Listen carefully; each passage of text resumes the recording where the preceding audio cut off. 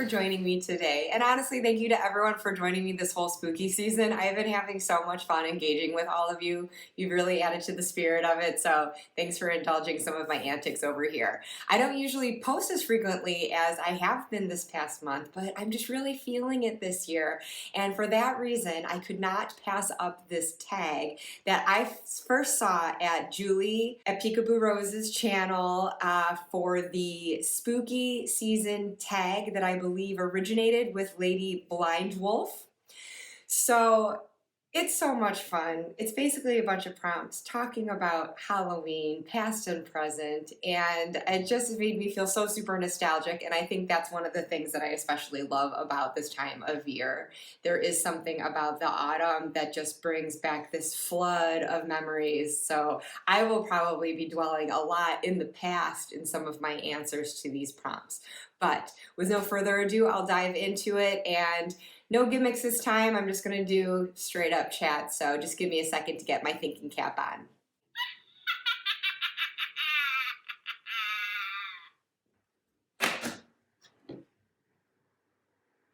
Okay, so I made my spooky glasses too to put on so I can see my notes here because old brain, bad memory.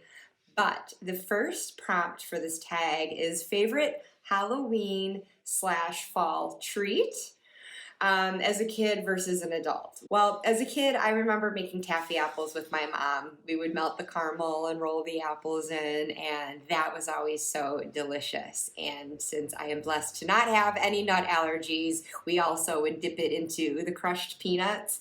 So that was just always a special process to do with my mom, and then delicious to reap the rewards afterwards. So I also, as a kid though, as far as like actual Halloween trick-or-treating went down, the ritual of coming home and emptying out the candies on the kitchen table, and then the sorting of the candies to see what the stash was and see what proportion of the quality candies I got versus the crappy kind that are kind of like unbranded. And I don't know, do you remember those like taffies and like the black and orange paper? They were just like twisted at the end. They actually didn't taste that bad, but I mean, I was a chocolate kid. I'm a chocolate adult, so I just preferred the candy bars, especially the Snickers. That was the big haul. If I got an ample amount of Snickers, that's what I was in it for. But of course, I ate everything that came in there pretty much. I don't think there was anything that I wouldn't. But I also remember that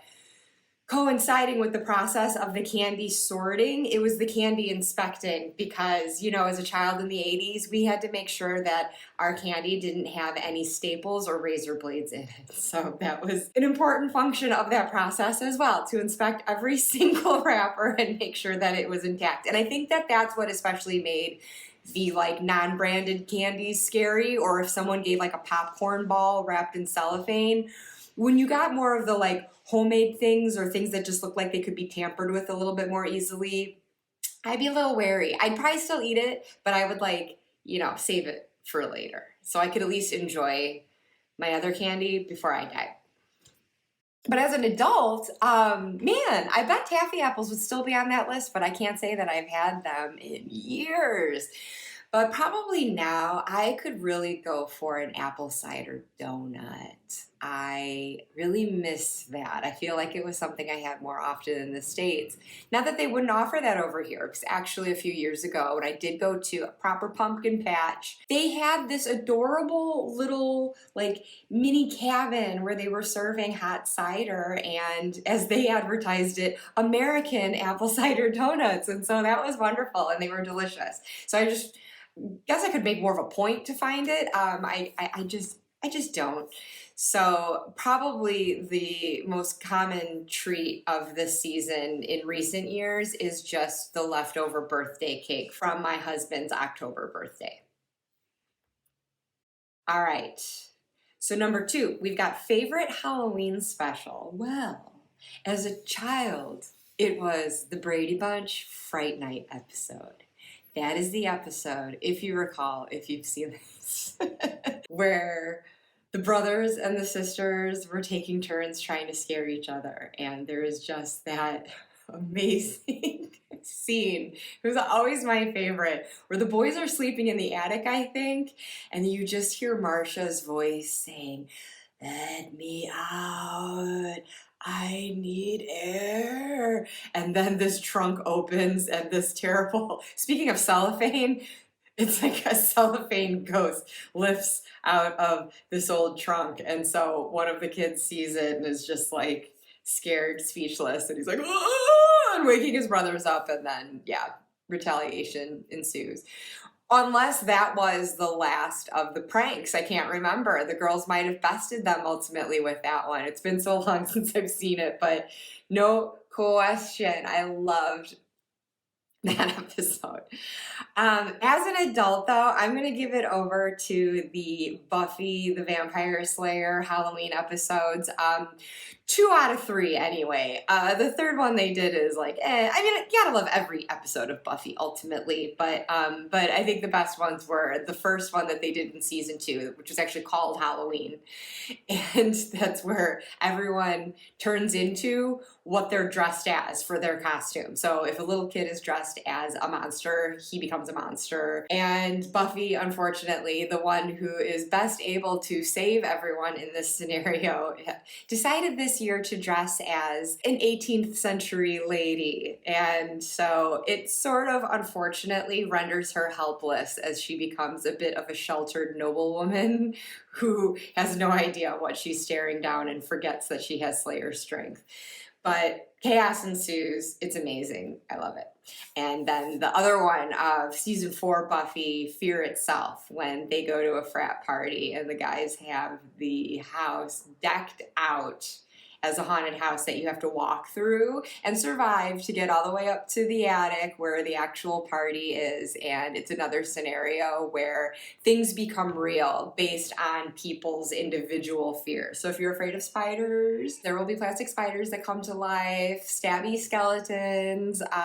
But the scariest things really are the things that come from their deep-rooted fears, like feelings of being left out or not taken seriously, having self-doubt in one's own abilities, and the way that that comes to the fore. It really, this is what makes Buffy so good, is that they don't just go for the novelty. It's not just about the monsters. The monsters, all the supernatural things are all metaphors for people's actual insecurities, fears, dynamics with each other. And so it's so relatable, so relatable. And those are the things that just give the show so much heart. And I digress.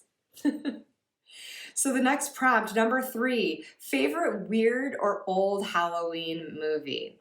Well, I don't know that I could pick one now, or at least the one I would pick, I believe I have as an answer to a later question, so I'll save that. So I'll just say that as a kid, as a child who probably shouldn't have been watching this movie, Hell Night stands out. Speaking of college Halloween parties, it's been a while since I've seen it, but it starred Linda Blair. I don't remember what year it came out, but I mean, it had to be early 80s, and she is with a group of friends, and they're all in their Halloween costumes, partying in this old house. Like creepy mansion, and it's one of those movies where they just end up getting picked off one by one. But it was just scary as hell. There were some sexy things in it too, because of course it was one of those tropes where like the couple that has sex, they're usually the first to go. And that sure enough happened. And so there are definitely things that I probably shouldn't have been allowed to see. But I mean, it was the 80s. We were pretty much still feral back then.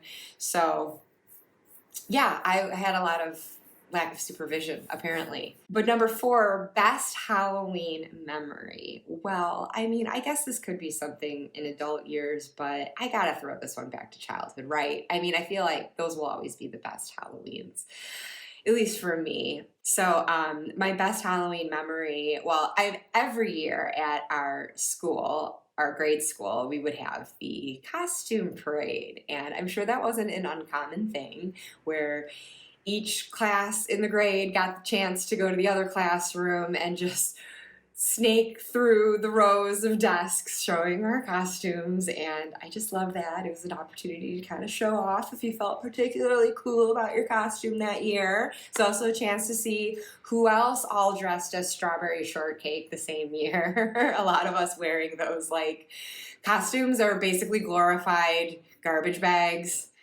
and the plastic masks with the really, really thin elastic that would like snap so easily.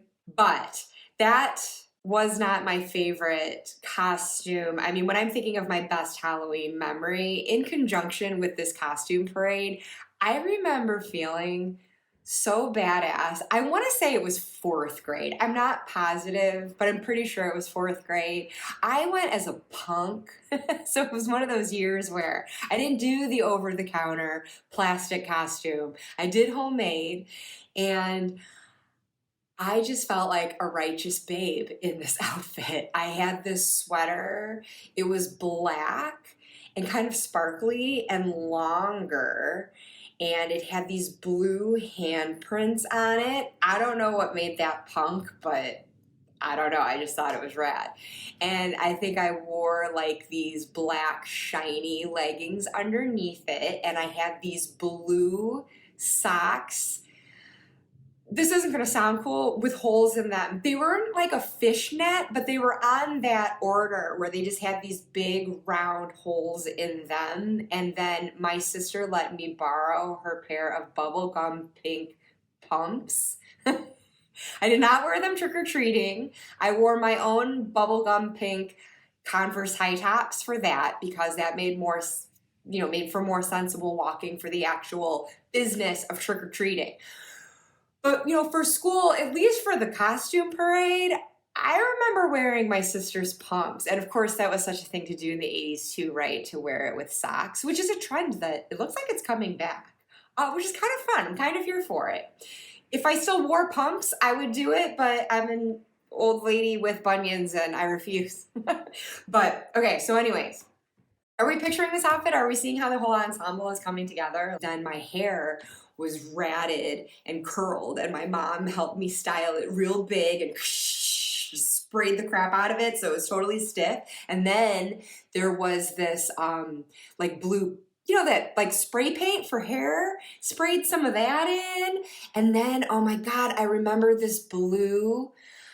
Well, I don't know that it was supposed to be eyeshadow. I think it was just like a face paint in general, but I remember smearing it on my eyelids, and it was really thick and grainy, but it was like this really vivid blue, like glitter face paint. And I probably had the fingerless gloves too.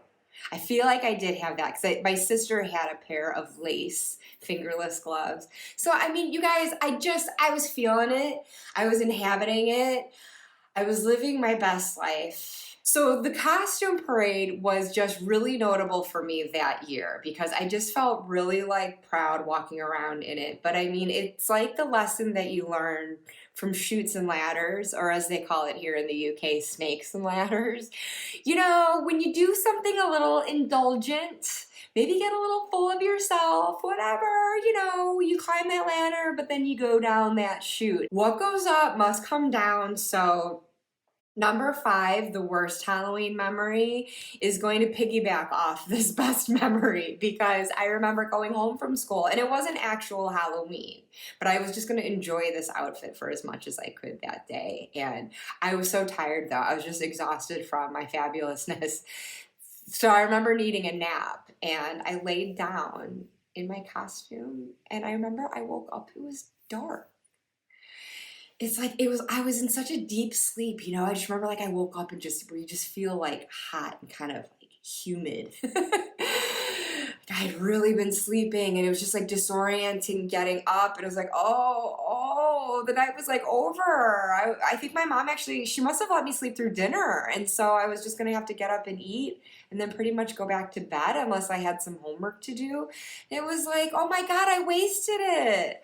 I wasted this totally choice costume. Oh, it was such a bummer. And I mean, I did put it on again for the actual Halloween, for the actual trick-or-treating, but it wasn't the same. I remember my hair just didn't quite come together in the same way. The glitter face paint wasn't smearing on just right. Like it just wasn't. It wasn't gonna be the same. It wasn't gonna be the same. I blew it. I blew it. That's it. I blew it. So that's my pride, my vanity got in the way of there. So again, these lessons learned young.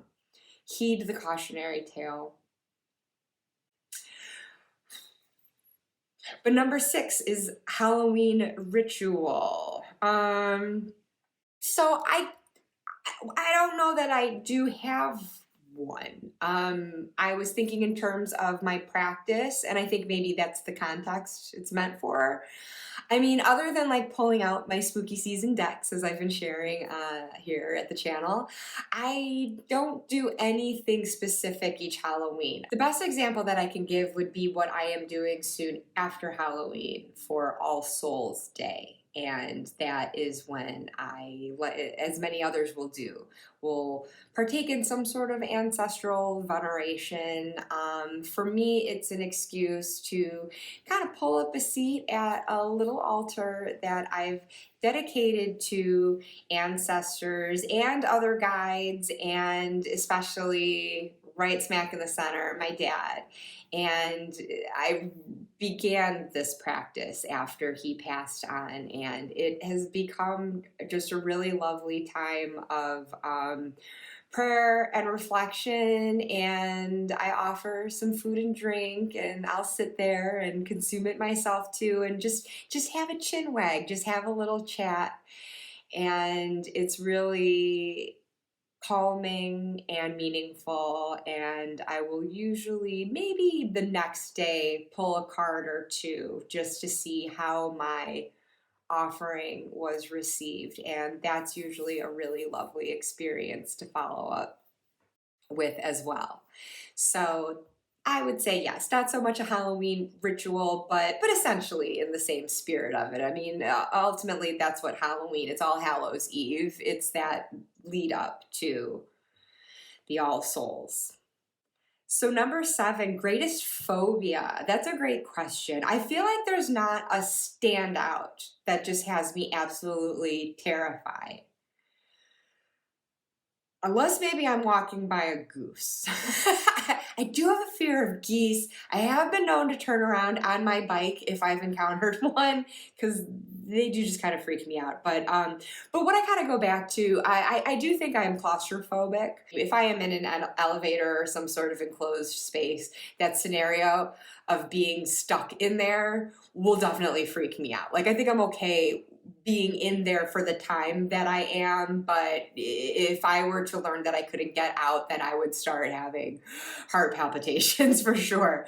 So I'll go with that. I'll go with the claustrophobia, especially since I did have an incident of getting locked in my bathroom.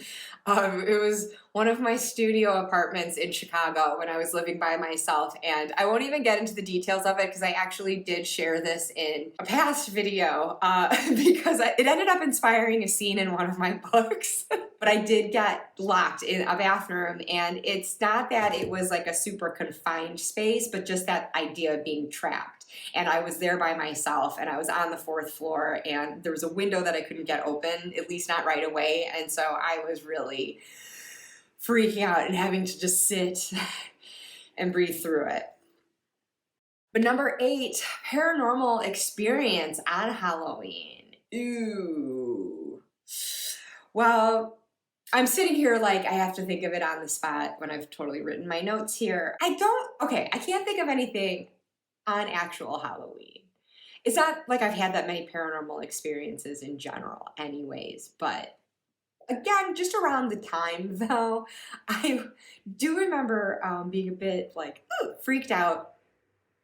I was doing ancestor work, and I was very new to it. Like, maybe I had tried an ancestor reading one time before in the daylight under more casual circumstances, but there was this particular October evening as it was approaching Halloween, as the veil is thinning, and it was evening. It was dark in here. I was doing it over at my tarot table.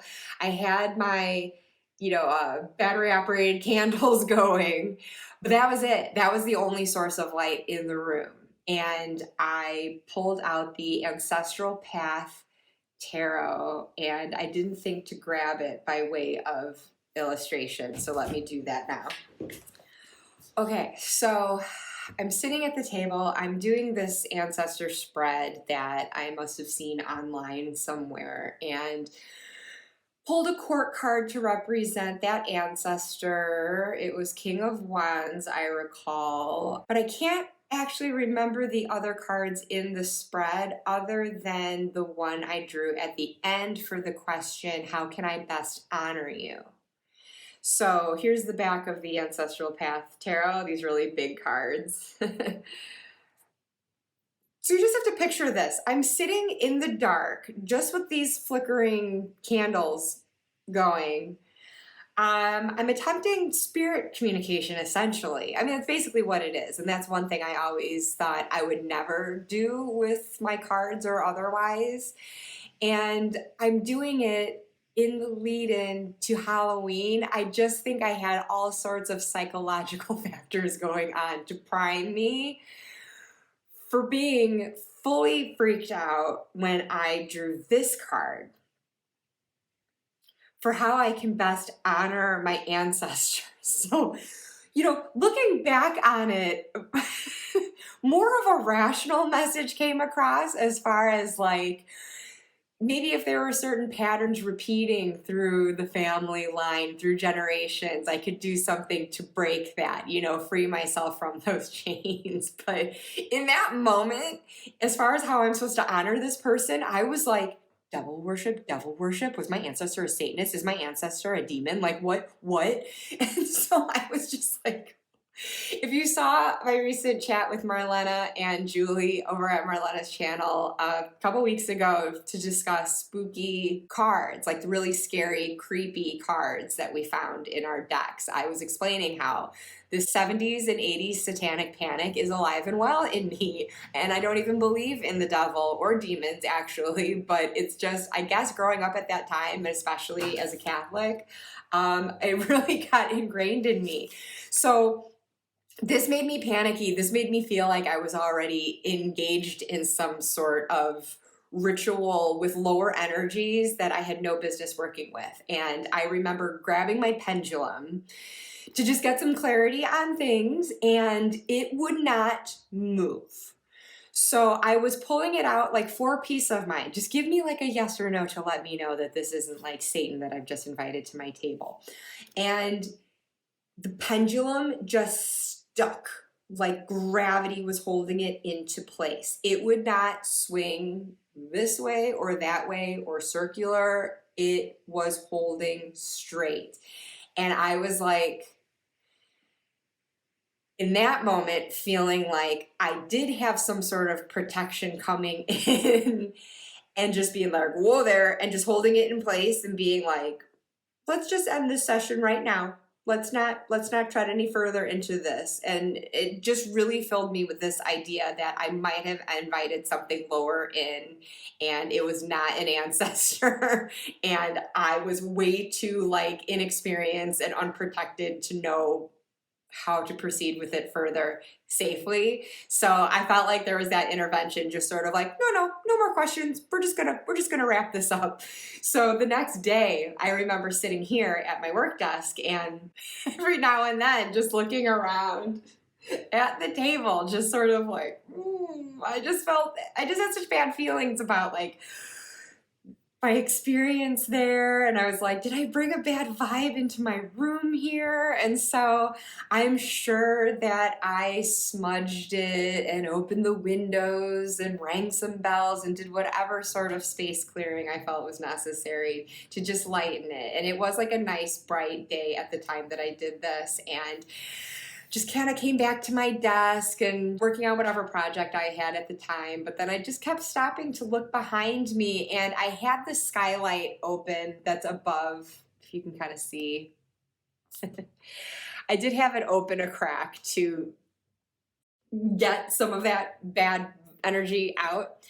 And I acknowledge that it's because it was open that this is how this happened. But I basically sent up a prayer to my angels and guides, just please let me know that like I was okay, that what I did was okay, that the energy of the space now is okay. And then the next time I looked behind me at the desk, right in the center, like right at the edge of the table where I would have been sitting, there was a white feather that must have fallen down from the skylight, but it came right down and just about as close to the edge where I was sitting as you can get. And then turning back this way, I'm looking at my computer, but then I hear this like knocking. Like it sounded like someone actually knocking on the door 3 times. And so I was like, what's that? Because it was coming up from on the roof. So I look out through this skylight just in time to catch these clouds blowing by. And I saw this face in the clouds. And I know you talk about pareidolia. I mean, it's not like it just looked like a big smiley face and something in the abstract. A lot of times when that happens, I see like, you know, kind of like creepy looking faces, almost like goblins or monsters or whatever.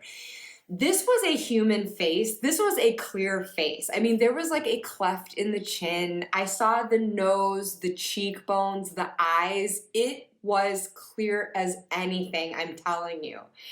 And my dad was still alive at the time, and I'm not saying that it looked like him, but like it had his nose and like other facial structure, and so it looked related to him. And so I thought maybe that was an ancestor from his side of the family. And the best part of it was just the expression on the face. There was just this very kind, mild smile on it.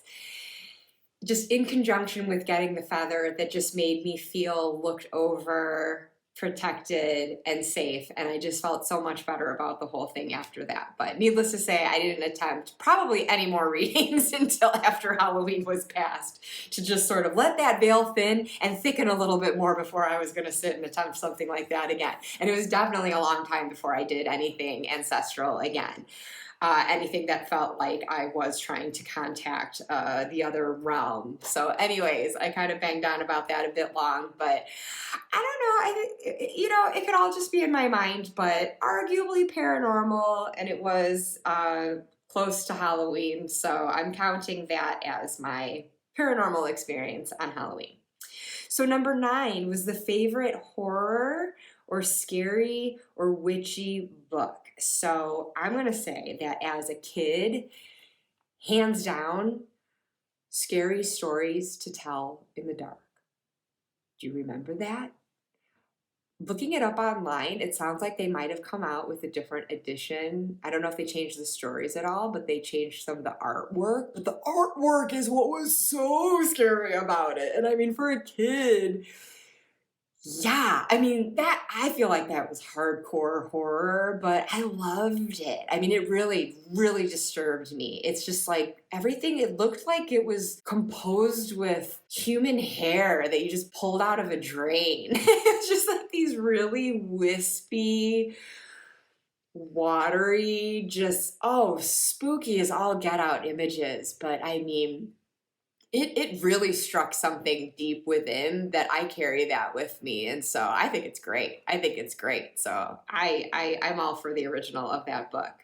And as an adult, I can't say that I've got like a favorite book, but if I want to feel genuinely haunted, I go for the Gothic literature. I don't even necessarily need anything supernatural involved in it. I want the atmosphere. So, Edgar Allan Poe, something like Turn of the Screw by Henry James, that seems like it's a ghost story, but you could easily interpret it as something else. And that reminds me too of like Sarah Waters' The Little Stranger. I love stories like that where it could be left to interpretation, whether there's actually a ghost or it's just someone's imagination.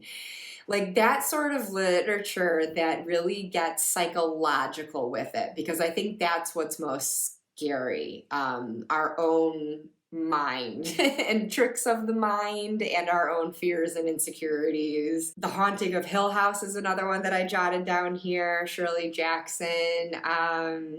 Stuff like that. I think it's great. It's spooky.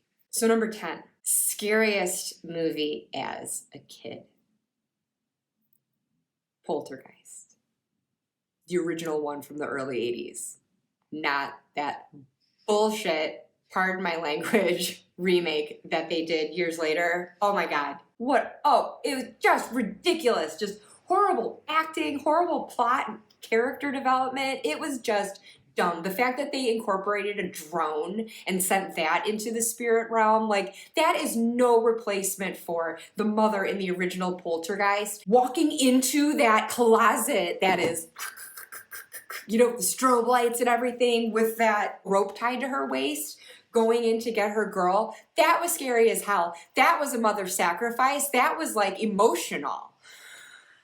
Flying a drone through it? I'm not kidding. That's what happens in the newer one, and I don't feel bad spoiling that for you if you haven't seen it and you plan on seeing it. It is a dumbass movie, so the original Poltergeist, I stand by it. That movie holds up for me. I love it. So number 11 is the worst scary movie ever seen. So I guess I could go for worst as far as dumb, and in that case, I would go with the Poltergeist remake as just being But I also see this question a different way too, where it could just be like, oh, like it was too scary. It was too scary. I saw it, never again. I did see this one more than once as a kid, but thinking back on it, I honestly don't think I could bring myself to watch it as an adult. But I do remember at summer parties at a friend's house down the street, at least a couple of times, we watched The Entity, starring Barbara Hershey, allegedly based on a true story.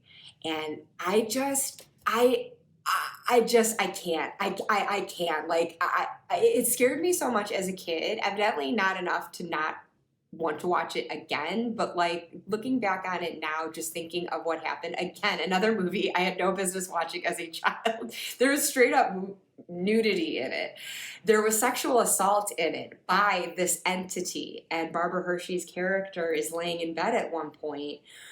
I don't know if she had her shirt off on her own or if the entity took it off, but like you actually see these indentations of fingers squeezing her breasts. And like as kids we were like but I'm okay now as a grown woman though. I think of that and I'm like, that is horrifying. That is terrifying. No, I will never watch that movie again. So that also counts to be as worst scary movie ever seen. Number 12, most frightening ghost story. The true ones. The ones that people have actually experienced. And whether you believe it or not, the people who tell these stories believe this happened to them. If someone has experienced something that they believe to be paranormal and they have earnestly tried to figure out the rational explanation for it and can't determine one, that is scary. So if you want to hear some really good, really frightening ghost stories, I highly recommend the podcast Jim Harold's Campfire. Total array of stories there. You get ghosts, cryptids, black-eyed kids, aliens, what have you. You also get some tender-hearted stories about visitations by loved ones, maybe signs from them or dreams that people have. Anything that people just haven't been able to explain in a natural way, they share it, and ooh, there are some genuinely spine-tingling stories that are told, and it really is like sitting around the campfire and swapping tales, and so it's great. You'll get a good fright. Great for the season, great all year round as far as I'm concerned. Now, number 13, the most memorable haunted house attraction. That is definitely the haunted trail that my friends and I went on in high school. One of them was just recently texting about this too. I've got a text thread with a few friends that I'm still in touch with, and this friend was like, was this real? Did we really do this? Or did I imagine it? Or did I hear a story from someone else? And we were all like, oh yeah, no, that was real. We did that, and we cannot for the life of us remember where it was though. I mean, it was probably in the town where we went to high school, but it was like in the woods.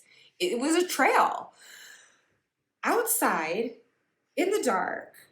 And there would be these like scenes along the way. You might have like a bonfire with kind of creepy figures dancing around it. And oh God, I remember there was this zip line with like a crude body strung to it that just came flying from the trees out at us.